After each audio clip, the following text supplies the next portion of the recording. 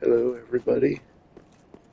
Today we're going to be looking at how to beat the first boss in this game, Iudex Gundyr,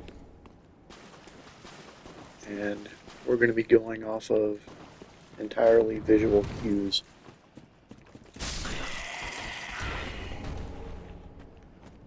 I have played this game before, so I'll try not to use any muscle memory or anything like that. So I'm just going to be going straight to the boss. Of course, if you were playing the game normally, you would want to explore the area because there's some upgrade materials and some souls. But I'm just going to be going straight to the boss in the most straightforward way possible.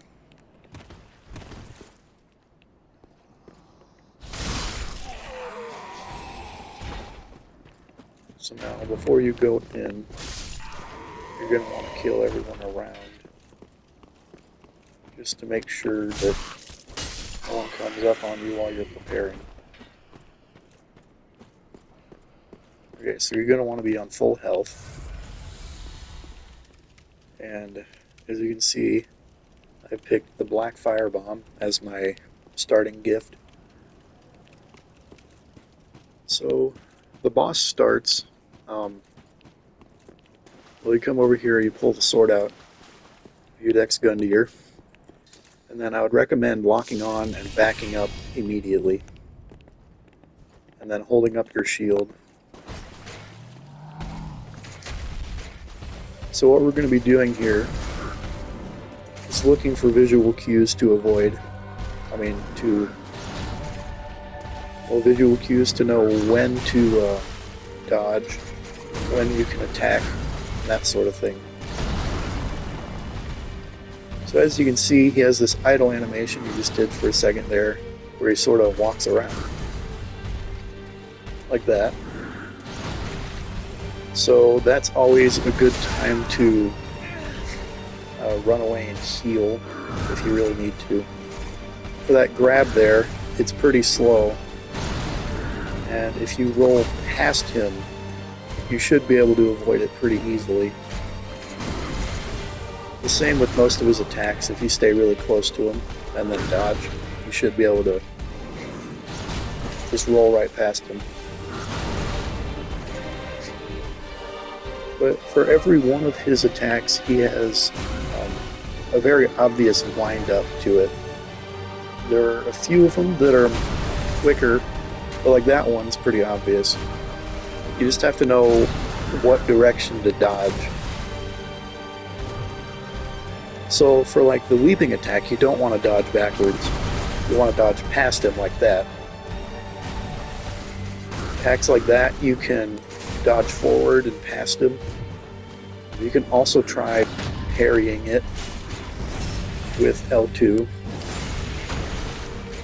But really what you want to do if you're fighting this boss for the first time is to constantly be moving backwards and studying his attacks, figure out the timing. Like that one. Probably want to roll sideways for that one rather than towards it if you're far away, but if you're close, then you can roll past it. Another strategy would be to light roll. So if you take off all your armor, you do roll slightly faster and you have more iframes. You can also block attacks, as he doesn't attack that often. That quickly in quick succession. So often what you can do is block an attack, unblock to regain some stamina, and then block again. So there. The heavy attacks you probably want to roll past because they use a lot of stamina. But yeah, these sorts of attacks, very slow. Here would be a good time to heal, since he seems to be doing his idle animation. There would be a good time to throw a firebomb. because it has a slow recovery animation.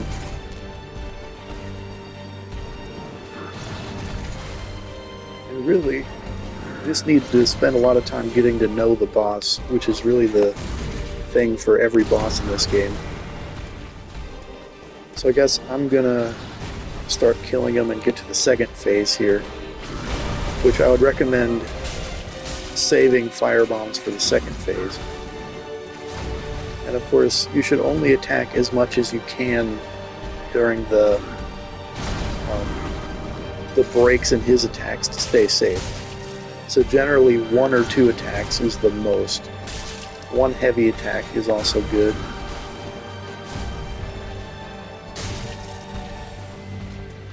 So here's the second phase. He's got a big swipe you want to look out for. And in this phase, everything is kind of obscured behind his, it's called a pus of man.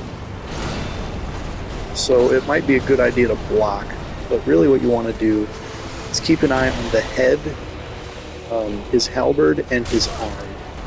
Because those are the things that do damage, and everything else doesn't matter as much. And in this state, he takes more damage from fire bombs, so after jumps like that, or this swipe, you want to throw the fire bomb, and try not to throw it through his legs like I just did. But you can also attack him like normal.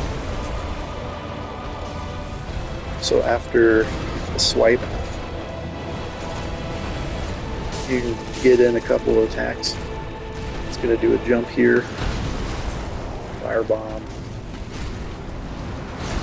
And usually when bosses get down to low health, if people have been fighting for a while, they might get greedy and try to end it really fast. But you definitely don't want to do that here, because you can get punished really easily like that. And now I'm out of fire bombs, so I have to do it manually.